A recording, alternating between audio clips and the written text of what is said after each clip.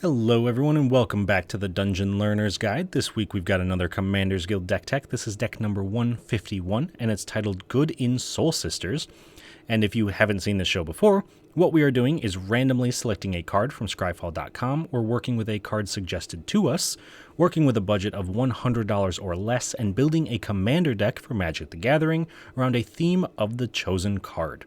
So our random card this week comes to us as a suggestion from Jimna over on Reddit, and that card is Abiding Grace.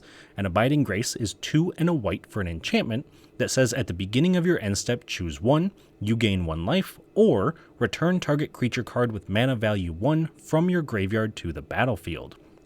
Since we are building around Abiding Grace, we're going to add a couple of colors to the deck to really take advantage of both aspects of it.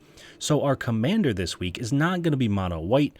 We're actually going to add a little bit of green and a little bit of black, and we're going to play Bilbo Birthday Celebrant, who is white, black, and green for a 2/3 halfling rogue. If you would gain life, you gain that much life plus 1 instead, and we can pay 5 mana, tap, exile Bilbo, and search our library for any number of creature cards, put them onto the battlefield and shuffle, but activate only if you have 111 or more life. So, since Abiding Grace lets us gain life, this is going to be a great way to gain even more life, but there's also a lot of 1 mana creatures that care about gaining life. Hence the term Good in Soul Sisters, because a lot of those creatures can, 1, help us gain life, but also 2, be brought back with Abiding Grace. So that is kind of the core aspect of what we're trying to do this week. And so with that in mind, let's take a look at some of our themes for this deck. And the first theme, we've kind of hinted at it already, it is Soul Sisters, which, if you're unsure of what that means, it's basically just an idea of 1 mana creatures that gain life when another creature enters the battlefield. Sometimes they're more than 1 mana, but we really want to be focusing on the 1 mana versions in this deck, like, for example, Soul Warden, which is 1 white mana for a 1/1 human cleric.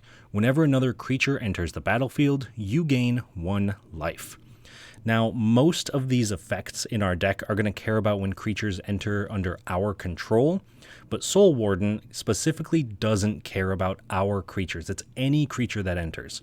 So if we have an opponent that plays 50 tokens on their turn, we get to gain 50 life.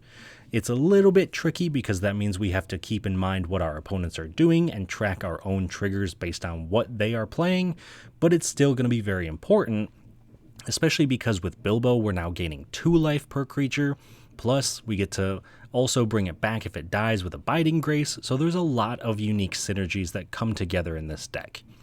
The next theme, though, is going to be very similar and play around the same kinds of cards, but it's going to look a little bit different, because rather than gaining the life, we're going to be using our 1 mana creatures to get some sort of advantage.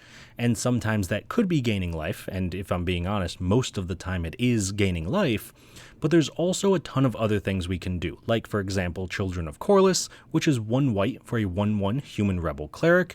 We can sacrifice the Children of Corliss and gain life equal to the life we've lost this turn. So if someone attacks us for 30 damage, we can then sacrifice the Children of Corliss to regain that 30 life. This isn't always going to be a perfect solution. Obviously, if someone can just hit us and take us out of the game in 1 shot, then this isn't going to work. But we have a lot of 1-drop creatures that can sacrifice themselves for value. That way we can continually get them back with Abiding Grace and keep rebuying their effects. And then, since we're getting them back with Abiding Grace, we're triggering things like our Soul Warden, getting more life, and hopefully that gives us enough value that we can kind of run away with the game. However, that leads us to a final question of how do we actually win the game? And the easiest way we're going to win the game is through the use of drain effects that come from Epicure of Blood style cards. And Epicure of Blood is 4 and a black for a 4/4 vampire. Whenever you gain life, each opponent loses 1 life. Ideally, we're going to be able to gain a ton of life because of the unique way that Soul Warden and cards like it work, is that each individual creature coming in is its own instance of life gain.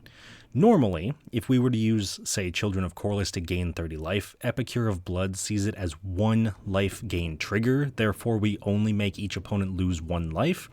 Soul Warden could see 50 creatures enter, and that's 50 separate triggers, so Epicure of Blood will make each opponent lose 50 total life. Now, obviously that is an extreme example, it's going to be very unlikely that that ever happens, but this is the primary way we're going to be winning the game, is just slowly cutting away at our opponent's life total. Now, those are our themes for the deck, but of course we still got to talk about some of our key cards, and so to start that, we're going to take a look at Cleric class. Now, Cleric class, despite being 1 mana, is not a creature, so we cannot get it back with Abiding Grace, but it is still very powerful. It's an enchantment, it's a class, so when it comes in, we automatically get level 1, which is, if you would gain life, you gain that much life plus 1 instead, which is what Bilbo does for us, so having another version of that is very good. We can then level it up to level 2 for 4 mana. Whenever you gain life, put a +1/+1 counter on target creature you control. This is another major win condition for the deck because we gain so many instances of life that being able to just make a creature a massive threat out of nowhere is pretty much what we're trying to do. And of course, if we do happen to get to level 3, it's 5 mana. When this class becomes level 3, we return target creature card from our graveyard to the battlefield and gain life equal to its toughness. That's not usually going to be super relevant. We do have a couple of big creatures like the Epicure of Blood that this could be very good for, but we really want it in here for level 1 and level 2. Level 3 is just kind of extra in case we run out of stuff to do. But either way, Cleric class is a phenomenal way to really bolster our life total, while at the same time giving us a way to win the game. The next key card, though, is going to be Angel of Destiny, another way to win the game, which is going to be both in a very unique way, but also in a life gain way, which is exactly what we want, because Angel of Destiny is 3 white for a 2/6 Angel Cleric. She has flying, double strike. Whenever a creature you control deals combat damage to a player, you and that player each gain that much life, and at the beginning of your end step, if you have at least 15 life more than your starting life total, each player Angel of Destiny attacked this turn loses the game. We're not great at dealing a ton of damage with this deck, but we are great at gaining life. So all we've got to do is be at 55 life and attack someone with Angel of Destiny, and then at the beginning of our end step, that player will lose the game. That's not going to be super efficient because it does mean we've got to attack one player and then the next turn we attack another and then the next turn we attack another. So we couldn't knock everybody out in one turn. So people are aware of this, they can see it coming, but hopefully we're going to have enough life that it really isn't going to matter and we're still going to be able to push through that last couple of attacks with the Angel. And even if our opponents are attacking us, ideally we'll have enough life that it really isn't going to affect us. Now, with that being said, let's take a look at our final key card, which is going to look pretty different than the first two, and that one is going to be Sanguine Bond. Despite the fact that all three of these are win conditions, Cleric class and Angel of Destiny really want us to just kind of do our own thing. Sanguine Bond is going to actively harm our opponents when we gain life, because Sanguine Bond is 3 black for an enchantment. Whenever you gain life, target opponent loses that much life. This becomes incredibly important from giant life gain effects such as Children of Corliss, where we might be able to gain 20-30 life in one go, but it's also relevant for when we're gaining little bits of life throughout the game, especially if we stack up a bunch of different triggers from Cleric class and from Bilbo, turning our Soul Warden triggers into gaining 3 life instead of just gaining 1, meaning we can essentially just do 3 damage to each opponent every time a creature enters the battlefield. And at that point, there isn't much that they're going to be able to do because life totals are going to drop very, very quickly. So all 3 of these cards are phenomenal in their own. Obviously, they're all win conditions and they do their own things in that way, but I do think they are some of the most important cards in the deck, hence the key cards section. But Moving on to the next piece of this deck tech, we're going to take a look at some cool interactions. These are cards that synergize very well together, and while they may not always be win conditions on their own, they're at least some sort of value engine that helps push us toward a victory. So the first of our cool interactions is going to be between Allenbach Escort and Bloodthirsty Aerialist. Now, I'll be honest, we have a ton of cards like Bloodthirsty Aerialist in the deck, so I could have put any of the other ones in here as well, but I wanted to focus on Bloodthirsty Aerialist because it has flying. So let's read through each of these cards and I'll explain why the flying is important. So first off, Allenbach Escort is 1 white for a 1/1 human cleric. Vigilance, sacrifice Allenbach Escort. Target creature you control with a +1/+1 counter on it gains lifelink and indestructible until the end of turn. Bloodthirsty Aerialist is 1 black for a 2/3 vampire rogue, has flying, and whenever you gain life, put a +1/+1 counter on Bloodthirsty Aerialist. So you can kind of see where this is going. The idea is we at least get 1 counter on the Aerialist, and then the Allenbach Escort is there to protect it because we can sacrifice it, give it indestructible and lifelink. Then, of course, it hits something, it's got lifelink, we gain the life, and we get another counter on the Aerialist. Again, I could have replaced the Aerialist with a couple of other cards, but the flying is very important because it gives us a way to attack our opponents that they may not be able to defend from. Having some sort of evasion is incredibly important because if we just have a giant creature and it just kind of gets stopped by a little 1/1 token, then we're not going to be doing much at the table. The other nice thing about this combo, though, is that Allenbach Escort is a 1-mana creature that can sacrifice itself, which means we can get it back every single turn with Abiding Grace, so if someone wants to kill the Bloodthirsty Aerialist, or any of our other creatures for that matter, if they have a +1/+1 counter on them, the Allenbach Escort is always going to be around to protect them, and even if they can manage to get through once, there's a good chance we can just bring it back again in the future and keep going with whatever shenanigans we're trying to do. So that is cool interaction number 1. And cool interaction number 2 is going to be between Shirai, Shizo's Caretaker, and Kami of False Hope. And so in a similar way to the last one, where if we had a 1-mana creature that we could keep bringing back, Shirai is the perfect way to keep bringing back our 1-mana creatures if they have power 1 or less, which most of them do, because Shirai is 4 and a black for a 2/2 spirit.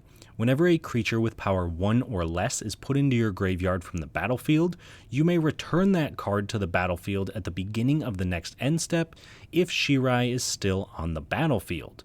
So all of our 1-mana creatures, again, as long as they're 1 power, can now sacrifice themselves and bring themselves back into play at the beginning of the next end step, meaning that we can sacrifice them on every single player's turn around the table, ideally 4 times around the table, getting whatever value that may be.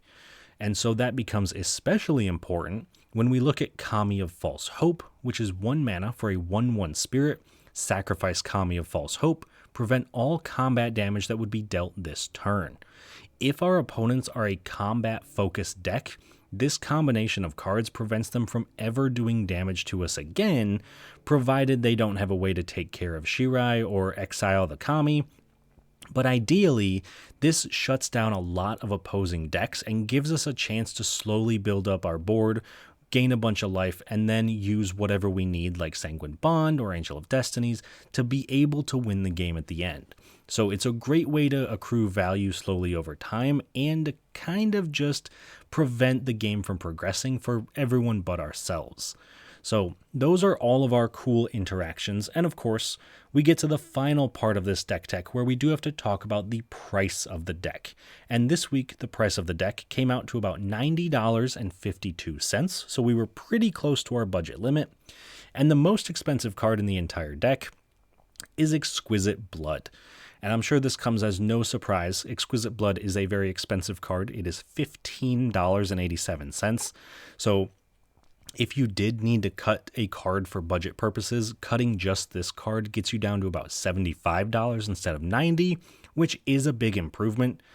However, once we read the card, you may realize that this deck really does want this card. because it is 4 and a black for an enchantment. Whenever an opponent loses life, you gain that much life. There are so many cards in this deck that say when you gain life, an opponent loses a life. If we have Exquisite Blood and any of those cards in play, we automatically win the game because Exquisite Blood is going to see an opponent lose life, so we gain life, and then something will see us gain life, so an opponent will lose life, and that will go until each opponent is knocked out of the game. So Exquisite Blood gives us a very quick combo finish to the deck that it may not have otherwise. Obviously, if you are not looking for that kind of game, then you can cut it and reduce the price of the deck. But if you need to have something in there so there's at least some sort of finishing power, then I would highly recommend keeping it in. Plus, it's just a very powerful card in general. So that is if we keep the deck as is. But of course, there's always suggestions for out-of-budget upgrades as well. So if you're looking to increase the price of the deck and, presumably, increase the power of the deck, I do have a card that I would recommend for you and a card that you would take out as well. So the card that I would recommend putting in this week is going to be Aetherflux Reservoir, and the card I would replace it with is Healer of the Pride. So Aetherflux Reservoir is 4 mana for an artifact. Whenever you cast a spell, you gain 1 life for each spell you've cast this turn, and pay 50 life. Aetherflux Reservoir deals 50 damage to target creature or player. This is another win condition for a deck that really struggles to have finishing power, but has a lot of staying power. We're great at gaining life, but we're terrible at doing damage, so being able to have another win condition is incredibly important, because no matter what's happening, we're going to survive for quite a while, and being able to survive for a while doesn't do much for us if we just eventually die no matter what. So Aetherflux Reservoir is a great way to gain life, and it's a great finisher at the end of the game. But of course, if you're putting in a card, you do have to take a card out, and the one I would recommend, like I said earlier, is Healer of the Pride, which is 3 and a white for a 2/3 cat cleric.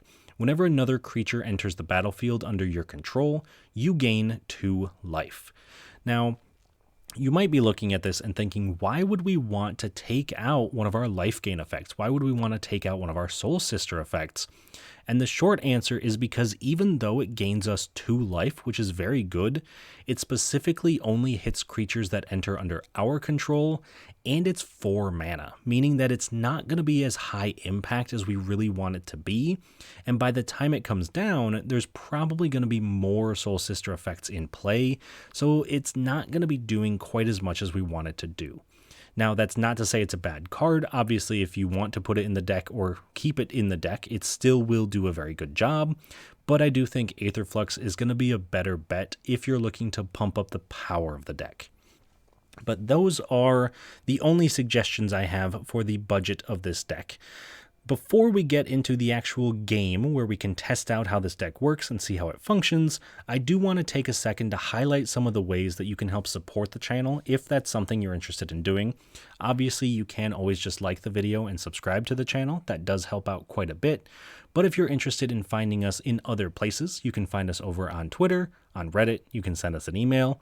And if you're looking to support us a little bit more directly, you can also find us on Patreon at patreon.com/dungeonlearnersguide and right here on YouTube as a channel member. Both of those things will get you access to a Discord where we brew up a lot of the videos for this. And then we also play the games for this. So if you're interested in being on the channel and being in some of the games, this is a great way to do it. Plus you get other cool things like the deck lists a week early, you get the cards sent to you every month, and you of course get the guarantee from me that any of your suggestions for future videos will be turned into decks eventually. So I will of course do my best to get to everybody's suggestions no matter what, but I can't promise to get to them for anyone but our patrons and our channel members. So if you're interested, please do check us out, and you can join the amazing people listed below, such as William Swiftfoot, Doodle, Calvin Schmidt, Eric Hui, Jeff Winger, Jeffrey Boos, Salty and Sunshine, Tyler Esme, Sven von Nimwegen, Paddywhack, and Richard. So to the 11 of you, thank you all so much. And without any further ado, let's get into the game for this week. So this week, we are going to be running up against 3 separate opponents, and if you're interested, the game in its entirety actually happened over on Chris's channel on Twitch, One More Game MTG over there. I will make sure to link that in the description of the video. Do go check him out. He's an awesome guy. He puts on some amazing content. But this game, we had Barbas playing Grenzo Dungeon Warden, Chris himself from One More Game playing Kyler, Sigardian Emissary, and Tyler playing Rilsa Royale Kingpin. So this was one of my first times getting to play with this specific group of people, and all of their decks were a ton of fun. This is one of the few ones I get to record before the game actually happens. So let's talk a little bit about each of the decks, and of course, I won't spoil anything for the game. So first up, we have Grenzo Dungeon Warden. This is Barbas's deck. This is a goblin deck. It is exactly what it sounds like. He wants to play as many goblins as possible and just overwhelm his opponents with the amount of goblins that he can play. And I, personally, am a big fan of goblins, so I absolutely love seeing different goblin decks. I've never seen a Grenzo goblin deck, but considering it deals with power and things like that, I imagine it's probably very good. Moving into Kyler, being played by Chris. This is a human deck. He wants to put as many +1/+1 counters on Kyler as possible by playing as many humans as possible, and then just building up a giant board of giant creatures to overwhelm his opponents. And obviously, no spoilers for the game, but I've played against Kyler a few times in the past as well, and it's always a terrifying commander, so definitely something to look out for. And then finally, we have Tyler playing Rilsa Royale Kingpin, and this is entirely an initiative-style deck, so he wants to take the initiative as many times as possible, he wants to go through a ton of dungeons, he wants to make sure that he's able to give his creatures +5/+0, First Strike, and Menace with Rilsa once he's completed the dungeons, and just kind of cause a bunch of shenanigans and really accrue a ton of value throughout the course of the game. So I've played against a couple of semi-based initiative decks in the past, but nothing that was really hardcore on initiative. So I personally am a huge fan of the mechanic. I'm really looking forward to seeing all of the initiative cards in the future. And obviously, Rilsa Royale definitely is an amazing initiative commander. So hopefully you all enjoy the game. I know I certainly did. And I'm sure that if you're interested in seeing more stuff like this, you can check out Chris. But anyways, let's jump into the game, and I will talk to you all once it's done. At the start of the game, Barbas goes first, followed by Chris, myself, and then Tyler. On Barbas' first turn, he plays a Wooded Foothills. Chris plays an Evolving Wilds, sacrificing it to search his library for a basic land, putting it into play tapped. And at this point, we also realize I had a turn 0 play, and since I haven't drawn for turn, everyone agrees to let me put Leyline of Vitality into play, giving my creatures +0/+1, and letting me gain a life whenever a creature enters the battlefield under my control. I then play a command tower and cast Martyr of Sands, gaining a life. Tyler plays a Swamp, and at the end of turn, Barbas sacrifices his Wooded Foothills, losing a life and searching his library for a Blood Crypt, putting it into play tapped. On Barbas' turn, he plays a Bloodstained Mire, sacrificing it to lose a life and search his library for a mountain, putting it into play. He then casts Goblin Piledriver, which has protection from blue, and gets +2/+0 when it attacks for each other attacking goblin. Chris plays a Fortified Village, revealing a Plains from his hand so it comes into play untapped, then casts Cryptolith Rite, letting his creatures tap for a mana of any color. I play a Plains and cast Distinguished Conjurer, letting me gain a life whenever another creature enters under my control, and also being able to pay 5 mana to exile another creature I control and return it to the battlefield. This triggers the Leyline so I gain another life, then I attack Chris for 1. Tyler plays a Drowned Catacombs and casts Mask of Memory. Barbas plays Cavern of Souls, naming Goblin, so any Goblin spells cast with it can't be countered. He then casts Goblin Warchief, making his Goblin spells cost 1 less and giving all his Goblins haste. He moves to combat, attacking me with both of his Goblins for 5 total damage. Chris casts a Selfless Spirit, which can sacrifice itself to give all his creatures indestructible until the end of turn, then plays a Selesnya Sanctuary, returning a forest to his hand. I play a swamp and cast my commander, Bilbo, Birthday Celebrant, allowing me to gain an extra life whenever I would gain a life. Then, thanks to the Leyline and Conjurer, I gain a total of 4 life. I move to combat and attack Barbas and Tyler both for 1. Tyler plays a swamp and casts Imoen, Mystic Trickster, drawing a card in his end step if he has the initiative, and drawing another card if he's completed a dungeon. Barbas plays a Great Furnace, then casts his commander, Grenzo Dungeon Warden for X=0, and also casts Goblin King, giving all goblins +1/+1 and Mountain Walk. He then moves to combat, attacking Tyler with all of his goblins for 16 total damage.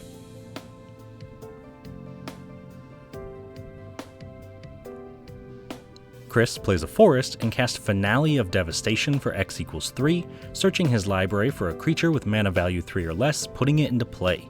This lets him get Fiend Hunter, exiling Goblin Warchief until it leaves the battlefield. I play a Cabaretti Courtyard, which sacrifices itself so I can gain 2 life and search my library for a Plains, putting it into play tapped. I then cast a Benevolent Bodyguard, which can sacrifice itself to give target creature protection from a color of my choice, and I also gain 4 more life when it enters the battlefield. Finally, I move to combat, attacking Barbas for 2, and pass. Tyler equips Imoen with Mask of Memory, letting him draw 2 cards and discard a card when she deals combat damage to an opponent. Then he attacks Barbas with Imoen for 2, drawing 2 and discarding a card. In his second main phase, he plays Mortuary Mire, returning Safna Kalimport Cutthroat that he just discarded back to the top of his library. He also casts Yuan Ti Malison, which can't be blocked when it attacks alone, and lets him venture into the dungeon when it deals combat damage to a player. Barbas plays a mountain and casts Soul Ring, followed up by casting Bedlam, preventing all creatures from blocking. This lets him attack me with all of his goblins, and, since I can't block, I take the full 12 damage.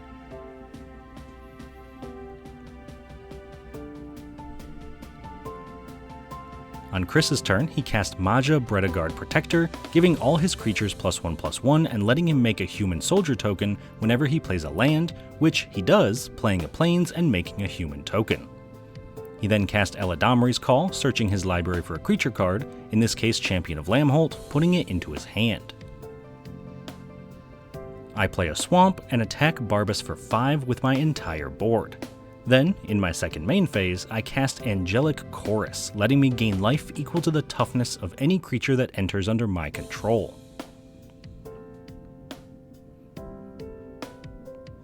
Tyler plays Takenuma Abandoned Mire, and casts his commander Rilsa Real Kingpin, taking the initiative when she enters the battlefield, and searching his library for a basic land, putting it into his hand.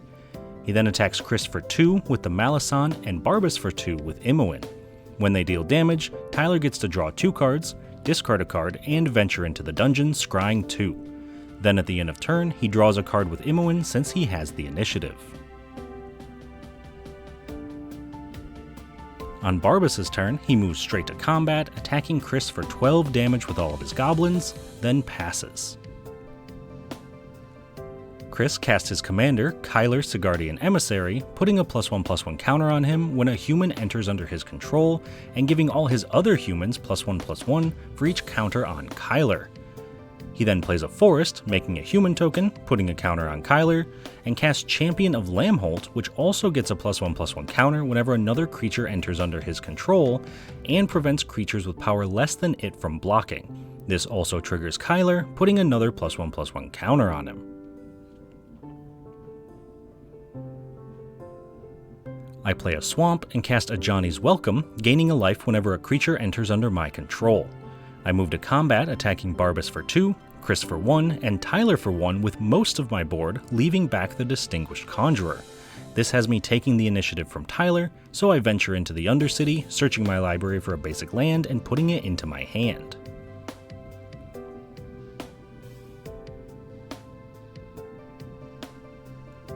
On Tyler's turn, he plays a Choked Estuary, revealing an island from his hand so that it comes into play untapped. He then moves to combat and attacks Barbas for 2, Chris for 2, and me for 2 with Rilsa.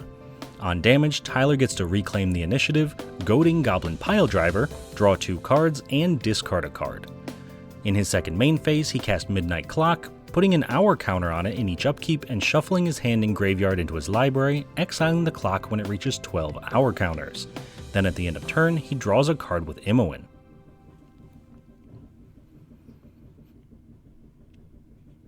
Barbas plays a mountain and attacks Chris and Tyler both for 3 and attacks me for 6. Then, since he deals damage to Tyler, Barbas takes the initiative, venturing into the Undercity and searching his library for a basic land, putting it into his hand. At the end of turn, Chris casts Return to Nature, destroying Bedlam.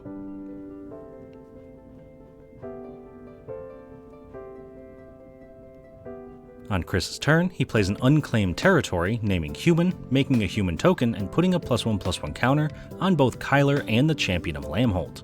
He also casts Genesis Wave for x=11, revealing the top 11 cards of his library and putting all permanents with mana value 11 or less from among them onto the battlefield, with the rest going to the graveyard. This ends with him getting Heron's Grace Champion, giving his humans +1/+1 and lifelink until the end of turn, 2 forests and a plains, making 3 human tokens, Giver of Runes, which can tap to give another creature protection from a chosen color until the end of turn, Champion of the Parish, which gets a +1/+1 counter whenever another human enters under his control, Always Watching, giving his non-token creatures +1/+1 in Vigilance, and finally, End-Raze Forerunners, giving all his creatures +2/+2, Vigilance, and Trample until the end of turn. This also puts an additional 5 +1/+1 counters on the Champion of Lamholt and Kyler. Then, since the Forerunners have haste, he attacks Tyler for 7. Notably, at this point, we assume his entire team gets haste, so he also attacks each of us for 14 with a human token, and also attacks Barbas with the Heron's Grace Champion and Giver of Runes. We eventually realize our mistake and roll back the damage, but right now we all play as though that's what's happening. Before damage, Barbas flashes in Munitions Expert, doing 4 damage to Giver of Runes since he controls 4 goblins. I also activate Distinguished Conjurer, exiling Bilbo and returning him to play, gaining a total of 11 life when he enters the battlefield. Tyler also has a response before damage, casting You Come to a River, returning Kyler to Chris's hand. Finally, Chris sacrifices Selfless Spirit to give his creatures indestructible until the end of turn, then damage happens, with the official totals being Tyler taking 7 and Chris gaining 7. In his second main phase, Chris casts Swords to Plowshares, exiling Barbas' Goblin Piledriver and letting him gain 3 life since its toughness was 3.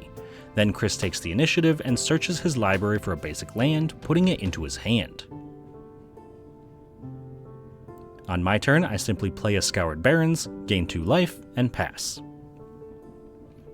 Tyler re-equips Mask of Memory to Yuan-Ti Malison and casts Combat Research, enchanting the Malison, letting Tyler draw another card when it deals combat damage. He then attacks Chris for 2 with the Malison, drawing 3 cards, discarding a card, and retaking the initiative, drawing another card. In his second main phase, he plays a Sunken Hollow and casts Feywild Caretaker, taking the initiative when it enters the battlefield, and also letting him make a 1/1 Fairy Dragon token in his end step if he has the initiative.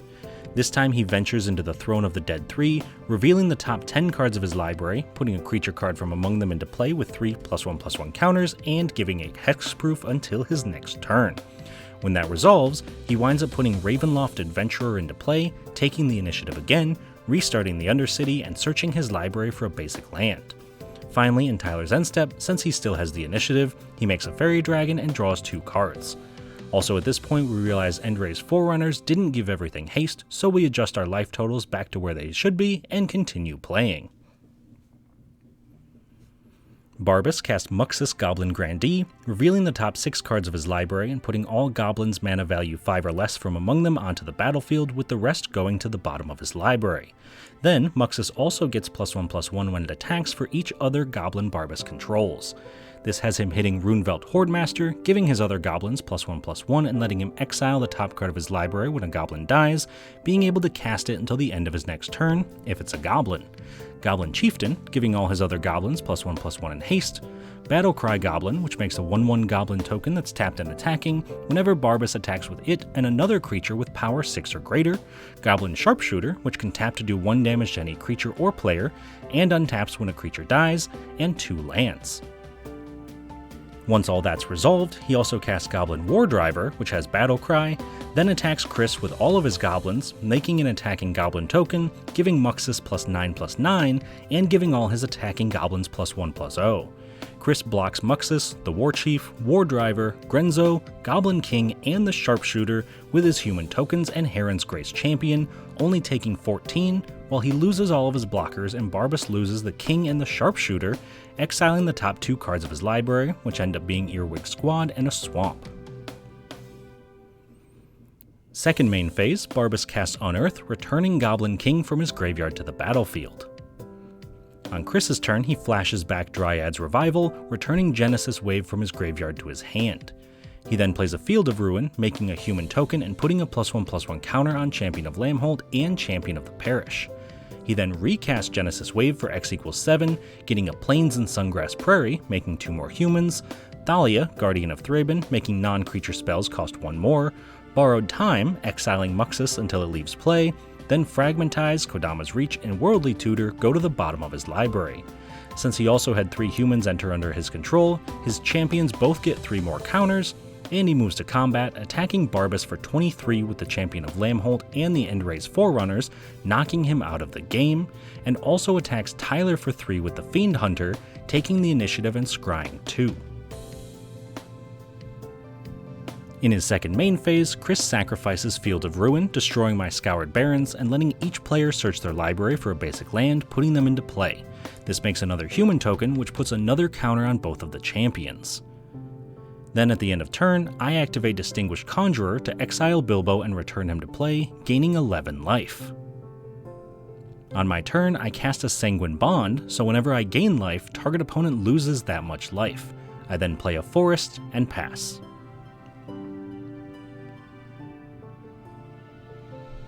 Tyler attacks me with Yuan-Ti Malison, which gets +5/+0 from Rilsa Royale, since Tyler has completed a dungeon, hitting me for 7, drawing 3, discarding a card, and venturing into the dungeon, scrying 2. In his second main phase, he plays an island and casts Tomb of Horrors Adventurer, taking the initiative when it enters, goading the Endraze Forerunners, and also, since he's completed a dungeon, whenever he casts his second spell each turn, he copies it twice. At the end of turn, since he's completed a dungeon, he draws 2 cards, and still at the end of turn, I activate Martyr of Sands, revealing answered prayers from my hand to gain 4 life, triggering Sanguine Bond and making Chris lose 4 life, knocking him out of the game. Once Tyler regains priority, he casts Go for the Throat, copying it twice with all 3 attempting to destroy Distinguished Conjurer. In response, I sacrifice Benevolent Bodyguard to give the Conjurer protection from black until the end of turn. Tyler, though, still has a response, casting Reality Shift to exile the Conjurer and making me manifest the top card of my library. Unfortunately for Tyler, this triggers my life gain effects, so I gain a total of 7 life, making Tyler lose 7 life, knocking him out, and winning me the game. Alright, so that was a sweet game. Definitely a lot going on in that game. Barbas really came out of the gates hitting very hard with his goblins.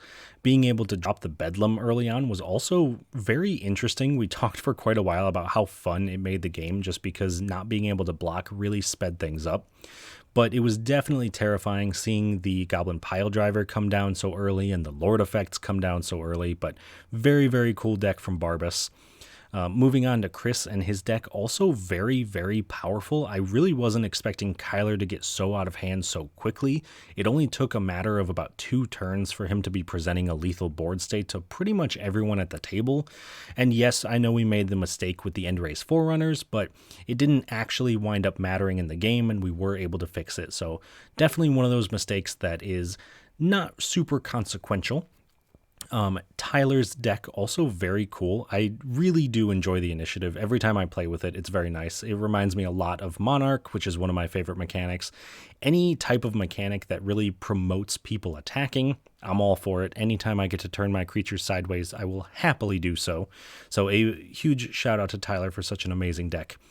And then, of course, last but not least, we got to talk about our own deck, the Bilbo deck. We really did exactly what our deck wanted to do. Being able to start gaining life as early as turn 1 put a huge target on our back in the early game, but it also kind of directed people away from us toward the end of the game, because I think people just realized they really weren't able to do too much damage to us, so they focused on each other, and it let us build up more and more of a board until eventually Sanguine Bond was able to start to finish people off. And unfortunately, Tyler kind of got the short end of the stick at the end, because his removal spell turned our creature into another creature, which then gained us life and knocked himself out with the Sanguine Bond. So a little unfortunate in terms of actual removal, but still a very fun game. I was very impressed with Bilbo, and honestly, everyone else's decks as well. So let me know down in the comments what you thought of the deck, what you thought of the game. Let me know if there's anything that you would like to see added to this deck, or maybe things you think don't deserve to be in the deck. And of course, if you have suggestions for future videos, please do let me know that as well. But other than that, thank you all so much for watching. Hope you all enjoyed it. I know I certainly did. And I will see you all on the other side of the Dungeon Learner's Guide.